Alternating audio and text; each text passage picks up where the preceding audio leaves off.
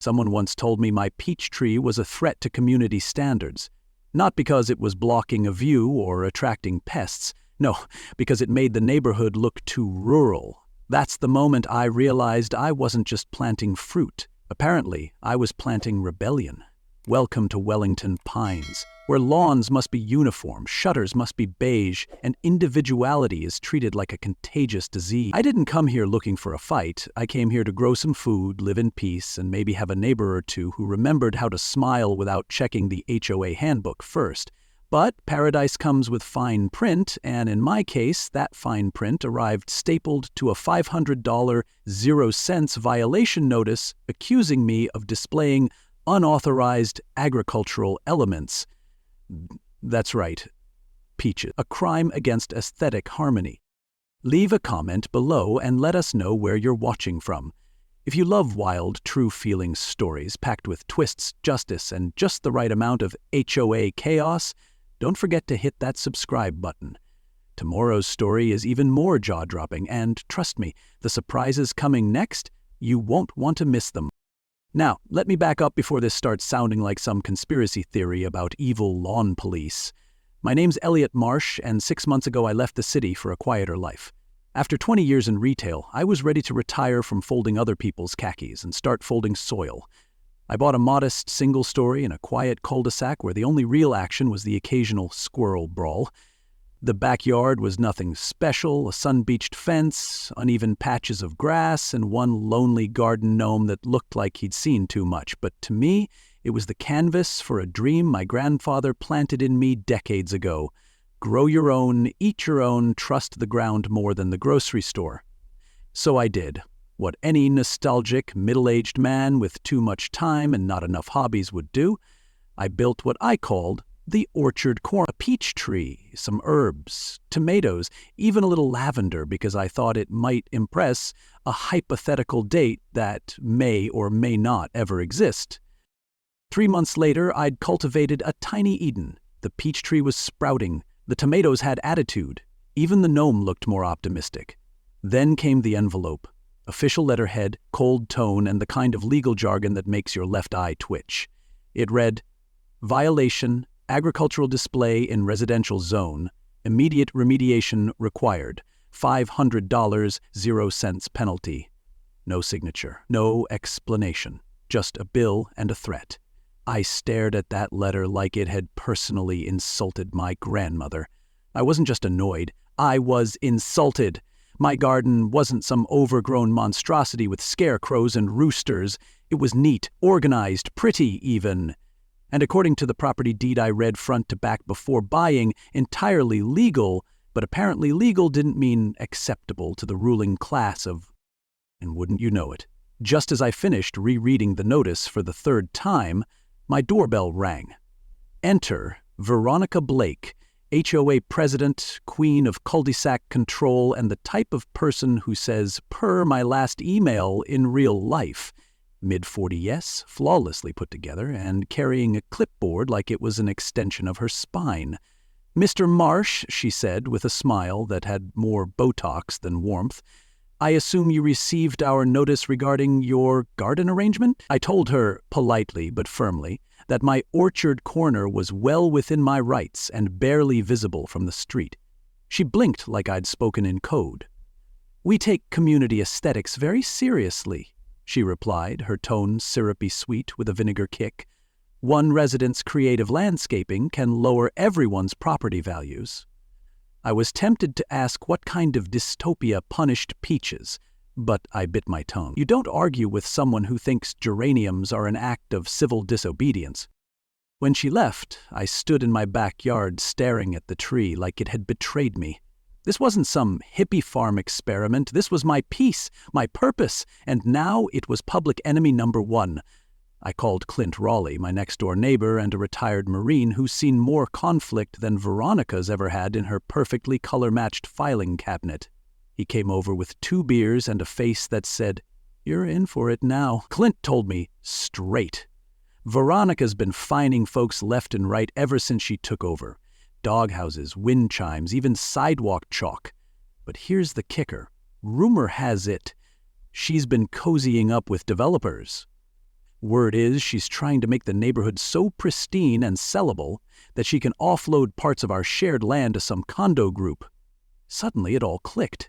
This wasn't about a peach tree. This was about control, money, and some twisted version of beauty that looked more like a real estate brochure than a place where people live.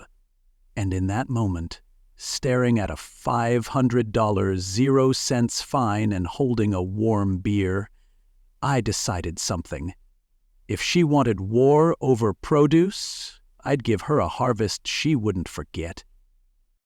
You ever stare at a chunk of busted-up parking lot and think, now that's where change starts?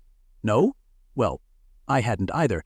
But after Veronica fined me for the audacity of wanting fresh peaches, I found myself standing in front of the HOA parking lot at 6 a.m. with a coffee in one hand and a new plan in the other. It was a wasteland. Cracked concrete, faded lines, oil stains from cars that hadn't moved since Obama's second term. But according to the HOA bylaws I'd been reading like bedtime stories, it was also technically classified as a common area eligible for enhancement. That little legal nugget hit me like divine inspiration. If Veronica wanted to micromanage private lawns, maybe it was time someone paid extra attention to what was legally shared. And nothing says community enhancement quite like planting an apple tree where despair used to park. I called Clint as soon as the caffeine kicked in. "How do you feel about a little beautification project?" He grunted, which I took as consent. By 7 a.m. we were at the nursery, picking out the healthiest young apple tree we could find. The nursery guy was this soft-spoken gardener who treated every sapling like royalty. He gave us planting tips, watering schedules, and a nod that said, "Go raise hell, gentlemen." Back at the lot, I picked a corner spot visible from every street but not blocking any parking. We didn't need shovels. The concrete was already cracked like a politician's promise. Clint stood guard while I got to work, feeling like a teenager pulling a prank and a lawyer filing a motion all at once. Mischief with paperwork is the most satisfying kind.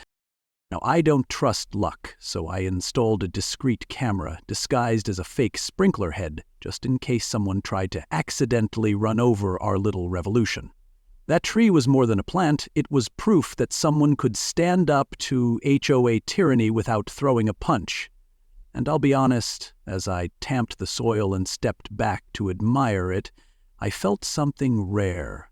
Hope. Clint squinted at it, scratched his chin, and said, "This is either genius, or you've lost your last city brain cell." He wasn't wrong. But sometimes the line between madness and strategy is just a well-timed watering schedule. The kind of move that makes you laugh when you realize the rules you're bending are the same ones they use to chain you. What I didn't expect was the silence. Days went by, and nothing happened. No email, no fine, not even a passive-aggressive note on my mailbox. But I saw the curtains twitch. People noticed. One morning, Natalie, the HOA assistant, walked her dog past it. She slowed down, looked at the tree, then looked around like someone guilty of enjoying beauty. But she didn't say a word. And that silence? That told me everything. The neighborhood wasn't in love with Veronica's rules. They were just scared of her clipboard. The tree gave them something else to look at, something to root for, and deep down, I think they knew what I was doing, even if no one was ready to say it out loud. Yet, the HOE meeting that Thursday was when things finally cracked. Veronica stood up like a televangelist about to sell judgment in monthly installments. "We have residents who are deliberately undermining the values we stand for," she said. Her voice was smooth but shaking, like a wine glass on a cheap dishwasher. She never said my name, but every eye in the room slowly turned toward me like I was the only guy holding a shovel in a sea of leaf blowers. I just sat there, smiling politely, with my phone recording every syllable. Because see, the beauty of bylaws is they don't care about tone, they care about facts. And the fact was, that parking lot tree was legal, lovely, and completely within the guidelines she'd spent years weaponizing. I walked out of that meeting with two things: a recording full of veiled threats and a room full of silent supporters pretending not to smile. Veronica could feel it. The control was slipping. I wasn't just some cranky guy with a peach tree anymore. I was becoming something far more annoying to her power, an example. And if there's one thing dictators hate, it's witnesses. So stick around, because what started as a small apple tree was about to become the juiciest rebellion Wellington Pines had ever seen. 3 days after the HOA meeting, every resident in Wellington Pines got hit with a $50.00 fine. Not for violations on their own property, mind you, but for failure to prevent unauthorized modifications to common areas. In other words, Veronica decided that since no one tackled me mid-planting or staged a neighborhood intervention, everyone was complicit in my apple tree uprising. The letter was written with all the grace of a DMV manual and arrived with the emotional weight of a wet sock, but make no mistake, it landed like a grenade. Suddenly, I wasn't just the guy with a shovel. I was the guy who cost the whole street $50. She wanted the pitchforks turned in my direction, and for a few folks, it almost worked. But here's the thing about people. Once you give them something stupid to rally against, some of them start looking around and thinking, wait a minute, what else is stupid?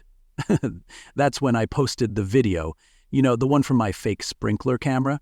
A lovely clip featuring Veronica Blake herself striding across the parking lot at 7 p.m. in high heels, yanking my apple tree out of the ground like it owed her money. She muttered, stumbled, and cursed the roots as if they personally offended her sensibilities.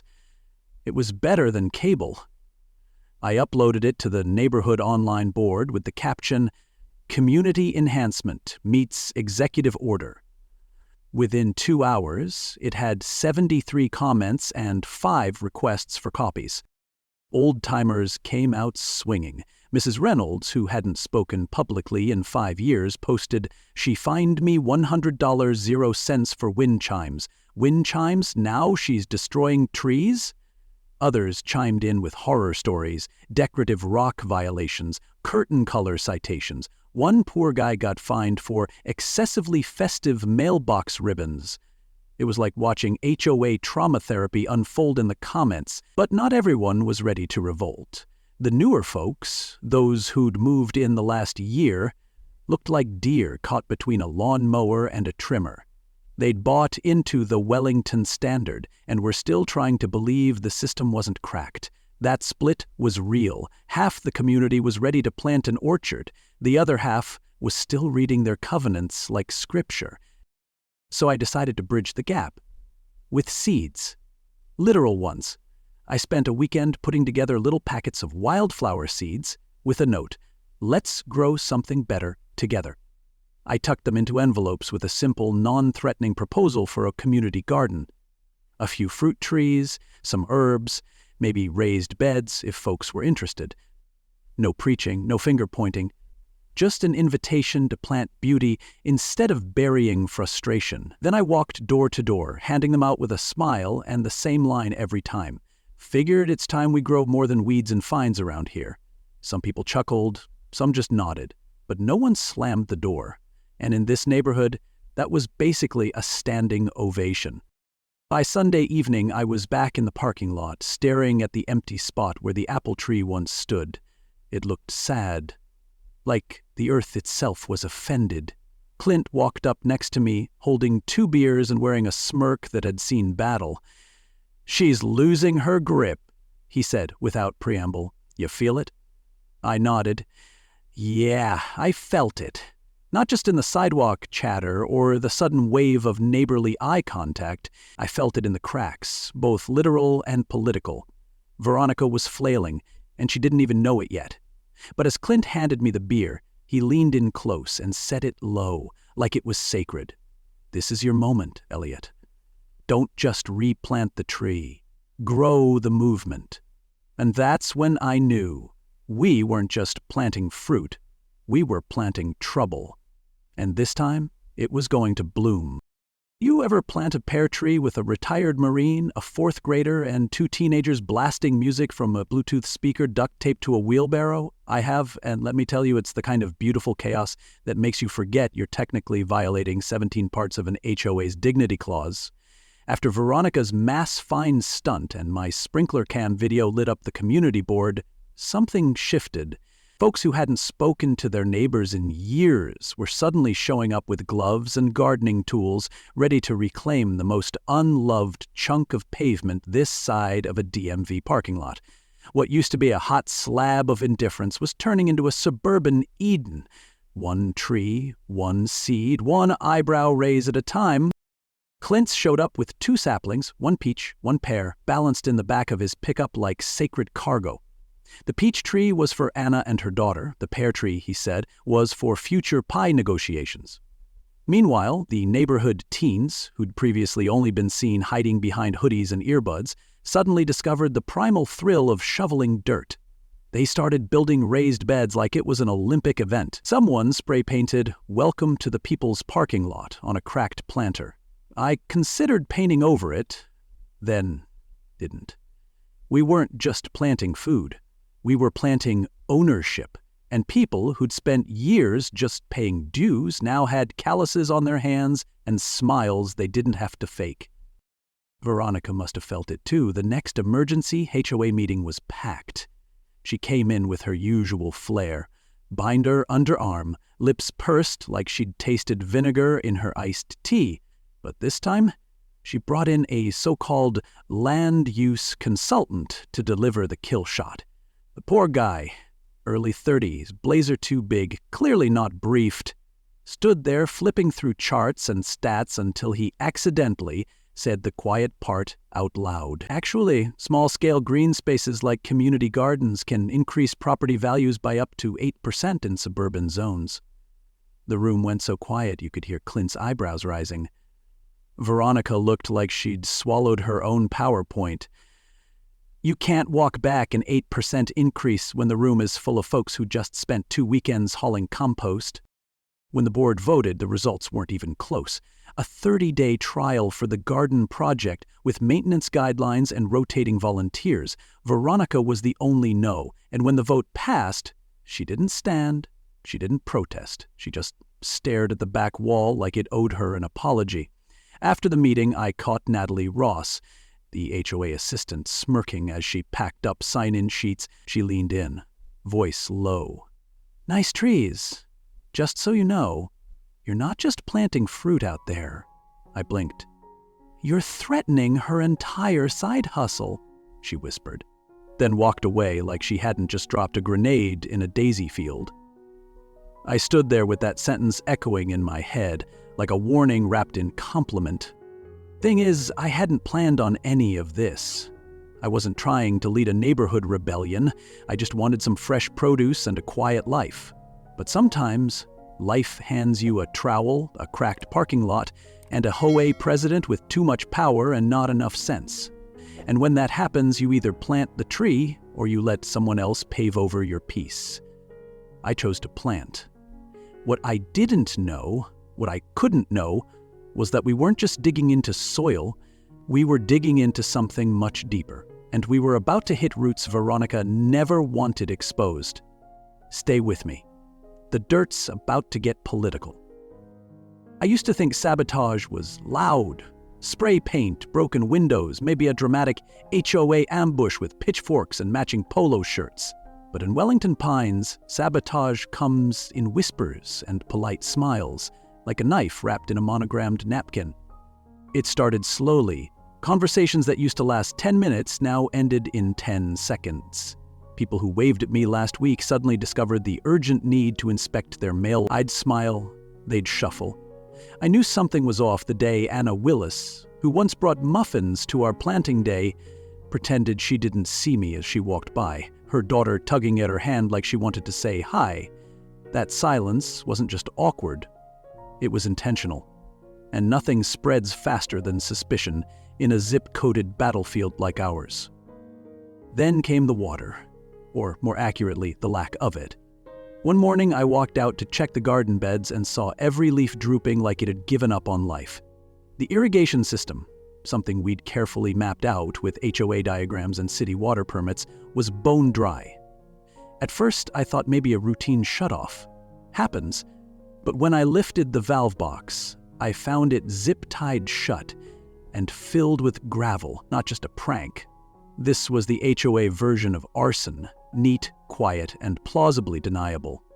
I stood there, hands dirty, jaw clenched, realizing that someone had deliberately tried to dry out everything we'd grown.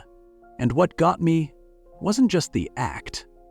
It was the craftsmanship. That gravel was arranged with love, the kind of love you only find in HOA revenge manuals or long-term grudges. Clint didn't even look surprised when I told him. He just took a sip of his coffee and muttered, "She's turning neighbors into spies." I wanted to laugh, but he wasn't wrong. Veronica hadn't launched a public counterattack. She didn't need to. She'd gone Cold War on me. I started hearing things, little rumors that painted me as a professional agitator, a saboteur sent from another HOA to destabilize Wellington Pines for legal profit. One version had me working for a developer. Another said I had lawsuits pending in 3 counties. The stories were just outrageous enough to avoid legal scrutiny and just believable enough to make people hesitate before joining the next planting party. She was playing chess while the rest of us were planting squash. I started noticing silhouettes at night. Around 9 p.m., when I'd go to check the garden under porch light, I'd catch the faintest movements in Veronica's upstairs window. Not once, not twice. Every night, the curtains would twitch. Sometimes I'd see the glow of a phone screen, sometimes nothing at all. But I could feel the surveillance. It wasn't paranoia. It was pattern. The kind of pattern that lets you know someone's not just mad, they're planning. That's when I understood something deeper. This wasn't about the garden anymore. It was about control, and I'd cracked the illusion that she'd spent years cultivating. In a neighborhood where everyone followed rules like gospel, I had built a church of dirt and peaches. And she wanted it burned down. Then came the knock. Not loud. Not urgent, just nervous. I opened the door to find Natalie Ross, Veronica's assistant, looking like she'd sprinted a mile in heels and regret.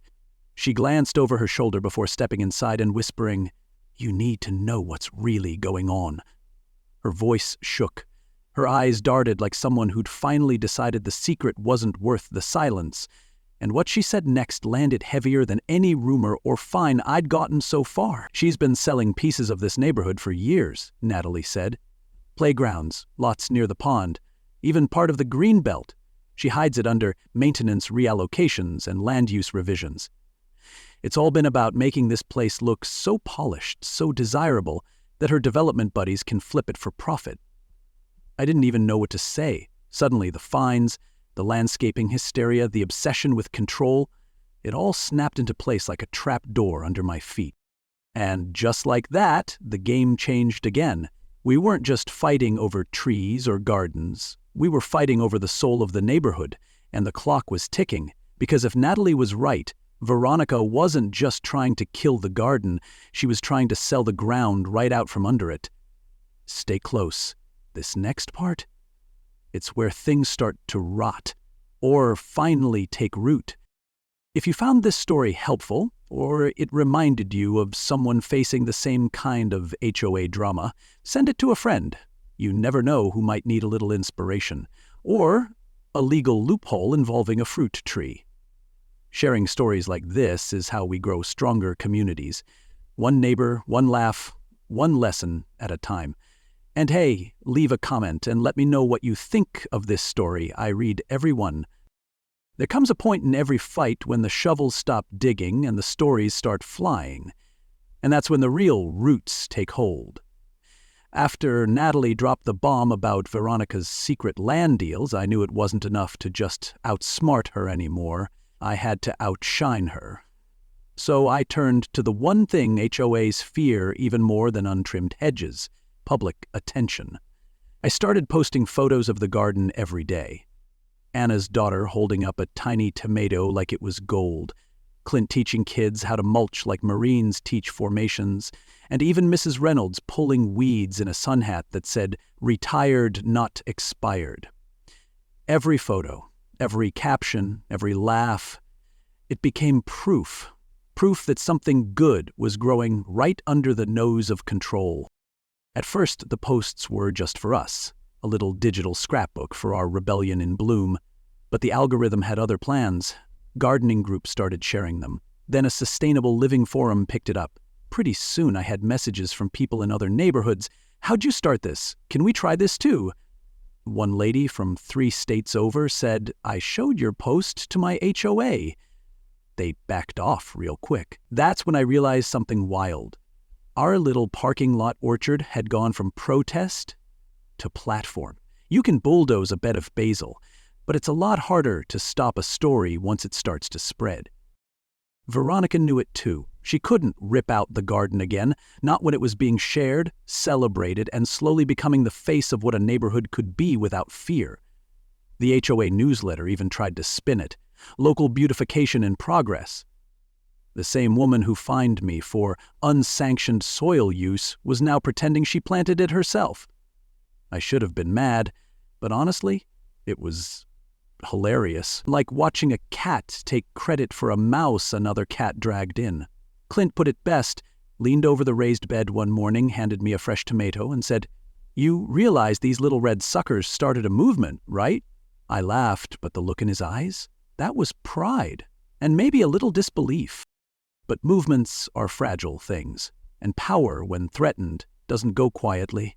It flails, it bites, and sometimes it brings hatchets. That's what happened on a foggy Tuesday night when I went out to check the irrigation one last time. I spotted them. 3 figures, masked, hunched, moving like shadows with purpose. They weren't just there to vandalize. They came to erase. One poured bleach at the base of the trees. Another hacked away at trunks with the kind of fury you save for exes or overdue taxes. And the third? She stood still, further back, watching, hands folded, eyes cold. I didn't need a spotlight to know who it was. Veronica Blake, standing in the mist like a suburban ghost story, watching the garden fall. I didn't move, didn't scream, just pulled out my phone and hit record. Quiet, steady, from behind the mailbox where truth hides best. I filmed the hatchets, the bleach, and her, especially her. That night, I didn't sleep. I watched the footage on loop, not out of fear, but out of focus. Because this wasn't just another escalation, this was desperation dressed in sabotage. The garden had become too public to kill in broad daylight, so they tried doing it in the dark, and that's where they made their final mistake. Because what grows in darkness still leaves evidence. What they didn't know was that the next morning the truth was going to bloom wide open. Stay with me. The gloves were finally off, and the soil was about to talk. There are moments in life that split cleanly into a before and after. Before, people avoided eye contact at the mailbox. After, they brought popcorn to HOA meetings. I called for an emergency gathering the morning after the bleach and hatchet incident, used the official board system, Veronica's own tool. Because I figured if you're going to bring down a tyrant, you may as well do it with her stationary. That night, the community center filled up faster than a Costco gas line during a hurricane warning. People came early, leaning against folding chairs, whispering like school kids before a fire drill. I wheeled in my laptop and connected it to the big screen Veronica usually used to lecture us about mailbox spacing. But this time, showtime. No preamble, no warm-up. I pressed play. The room watched in silence as 3 figures slashed and poisoned our community garden under the cover of fog. Gasps echoed when the bleach hit the roots, and then came the final shot. Veronica Blake, HOA president, standing in her pristine white coat, directing traffic like a horticultural crime boss. Her posture said power. Her face said, "I run this place." And now, thanks to 1000 ADP clarity, her reign had a timestamp. I paused the video. Dead silence. One man in the back let out a slow, "You gotta be kidding me." Another neighbor whispered, "I knew it. I knew it." But it wasn't over yet. Not even close.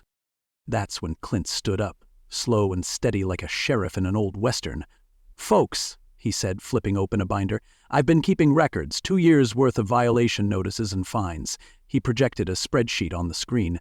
Columns, dates, names, amounts. The total? Over $15,000, 0 cents in fines. All issued by Veronica.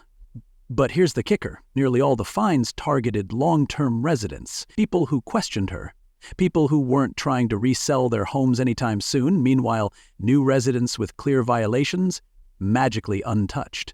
Pattern of abuse, Clint said. You don't need a law degree to see it. You just need eyes. The room didn't just shift. It snapped. You could hear trust breaking like dry twigs under boots. Then Natalie stepped forward. No hesitation this time. She held up a folder, the same one she once clutched like a shield. I kept everything, she said. Emails, call logs, even drafts of development plans. She walked through it calmly, like someone setting down puzzle pieces until the picture formed. Veronica had been in talks with 3 different developers, had pitched rezoning, had proposed beautification efforts that conveniently made certain common areas ripe for acquisition. And yes, she'd forged internal memos, adjusted meeting notes, and ghost-wrote letters that were supposedly from the board. It wasn't mismanagement. It was a scheme, organized, sustained, and personal. The community didn't erupt, it hummed, low, electric, and furious. The vote to remove her wasn't dramatic, it was unanimous. Veronica didn't even speak. She stood there blinking, mouth slightly open, as if she'd walked into the wrong room and only just realized the party wasn't hers. We passed the motion to strip her of authority, freeze her access to HOA funds, and file for a third-party audit. People clapped, some cried. Clint just sat back down and exhaled like a man who'd finally put the last sandbag on the levee. I figured that was the end of it. The tyrant had fallen, the garden could grow. But I should have known. Someone like Veronica never folds. She escalates. 2 days later, she returned, folder in hand, smug as ever, claimed to have discovered new legal concerns. Said our garden violated multiple city ordinances regarding landscaping, soil testing, and public safety. She held up what looked like city documents, official seals, scary codes, even a supposed inspection order. Her tone was righteous, her face smug enough to curdle fresh milk, and I'll admit, for one brief second, some folks wavered. New neighbors shifted nervously. Mrs. Reynolds clutched her purse. Veronica smirked like a magician pulling a rabbit from a forged permit. But what she didn't know, what she never understood, was that she wasn't the only one who kept receipts. So I smiled, pulled out my phone, and dialed the city planning department, on speaker, for everyone to hear. Hi, this is Elliot Marsh from Wellington Pines. We're just verifying a code enforcement notice we supposedly received about our garden. The line was quiet for a beat. Then the clerk on the other end replied, Sir, we don't have any violations filed under your address. In fact, small community gardens are encouraged under our urban greening program. A few gasps, a few chuckles. Veronica's grip on the folder tightened like she was trying to choke the truth out of it. What about this letter? I asked, reading off the reference number. Another pause. Then the clerk said, That's not one of ours. If someone used city letterhead without authorization, well, that's a legal issue. The room erupted, not with anger this time, but with clarity. Veronica had just stepped over the last line. Not fines, not bias, but forgery, the kind that brings real investigations and real consequences. And as she stood there, visibly shrinking behind her fake legalese, Anna Willis rose to speak. You tried to scare my daughter out of planting carrots, she said, voice steady. But now, you're the one who's going to be dug up. And just like that, the queen of clipped grass and beige shutters was dethroned. Not with pitchforks or protests, but with proof. But she wasn't done yet, because desperate people do desperate things. And Veronica had one more trick in that folder. Stick around. Her final act? It'll make bleach and hatchets look like opening night jitters. There's something profoundly satisfying about watching a tyrant walk away without saying a word. No speech, no exit plan, no demand for a recount, just pale cheeks, a rustling folder full of fake documents, and a silence thick enough to mulch a tree. After the city planning department torched Veronica's last desperate lie live on speakerphone, she stood frozen in the middle of the community center like a wax statue that hadn't been dusted in years. No one told her to leave. No one had to. The room had already moved on without her. By the time she slipped out the back, her power had evaporated like one of those chemical lawn treatments she loved. Expensive, toxic, and ultimately useless. The fallout was fast. The HOA board filed formal complaints with the city, the state housing authority, and even the local press. Turns out when you forge city documents, reroute fines, and coordinate shady land deals under the banner of beautification, you collect more than just angry neighbors. You collect consequences.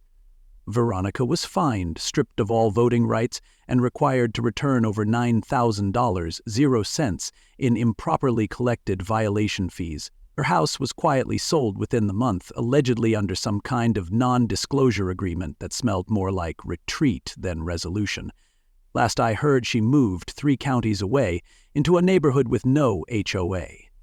I'd say irony lives there now, right next to her, probably in the form of an unapproved mailbox. As for us, we named the garden. Clint came up with it naturally. Marsh Grove. Said it sounded poetic. Said I deserved the credit. I told him I'd rather share it, so we voted. Every tree was adopted by a different household. Anna and her daughter took the original apple spot. Mrs. Reynolds adopted the peach tree and now teaches kids how to prune.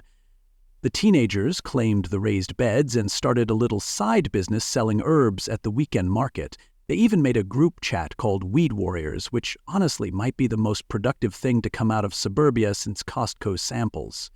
Turns out when you stop trying to control people, they do some beautiful things on their own. The HOA under new leadership, Clint, of course, became something I didn't think was possible, useful. Monthly meetings turned into potlucks. Budgets went toward shade structures, compost bins, even a little lending library built from reclaimed fence boards. Natalie became treasurer and started publishing transparent financial reports that made people want to read HOA emails. The fines disappeared. The threats vanished. What remained was a neighborhood where people looked each other in the eye and asked, "What can I help with?" instead of, "What's in violation?" And that, right there, was the sweetest harvest. The fruit was great, sure, but the relationships? That's where the real seeds took root. 6 months after the whole saga, I got a letter in the mail. Handwritten, no return address, but I knew the handwriting. It was from Veronica. Just one line at the top. "You've turned my neighborhood into a produce market." And below that, scribbled almost as an afterthought, "The trees do look nice, though."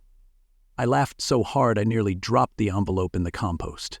Maybe it was a final jab, maybe it was a reluctant olive branch. Either way, I kept it, taped it to the inside of the community bulletin board, next to a flyer for the upcoming Fall Harvest and Chili Cook-Off. Just above the quote, someone added a little sign that said, "Transformation tastes better." And they're right, because what we built wasn't just a garden, it was a declaration. That control masquerading as care doesn't grow anything worth keeping. That a lawn trimmed within an inch of its life still isn't alive.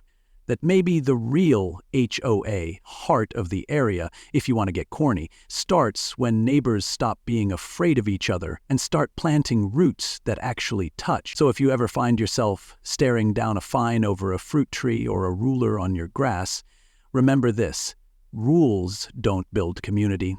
People do. And sometimes all it takes to flip the story is a shovel, a little legal reading, and the guts to grow something where someone once tried to plant fear. And as for me, I still check on the orchard every morning, coffee in one hand, a quiet grin in the other. The apple tree's taller than me now. The kids have started naming the tomatoes. Clint's got a birdhouse he swears is smarter than the HOA ever was. But more than that, there's laughter on this street again. People wave, people stop, people care. And every now and then, when I pass the spot where Veronica tried to bury the garden under bleach and silence, I remind myself, the strongest things we grow aren't roots or fruit. They're trust, courage, and community. So, if you've ever felt small in the face of petty power, if you've ever been fined for joy or punished for planting peace, remember this story, because it's not just about trees. It's about taking your space back, about knowing your rights, trusting your neighbors, and refusing to let fear pave over something beautiful. I didn't set out to lead a movement, I just wanted a peach tree. But sometimes the smallest seed ends up changing everything around it. And maybe that's the lesson. In a world full of rules and rectangles, you don't need permission to plant purpose. You just need the guts to start digging. Because what we built wasn't just a garden. It was a reminder that no matter how hard someone tries to control you, the truth, just like a well-watered tree, always finds the light. If this story moved you or reminded you of a situation in your own neighborhood, I hope you'll share it with a friend who might need to hear it, because these stories aren't just entertainment, they're a blueprint, a reminder that we're not powerless, we're just often unorganized. And when we finally come together, like roots under soil, we can create something no one can tear down. Leave a comment below and let me know what part of this story hit home for you. And if you found value here, give it a like, subscribe to the channel, and stay tuned, because the next story, let's just say the trees aren't the only thing growing around here.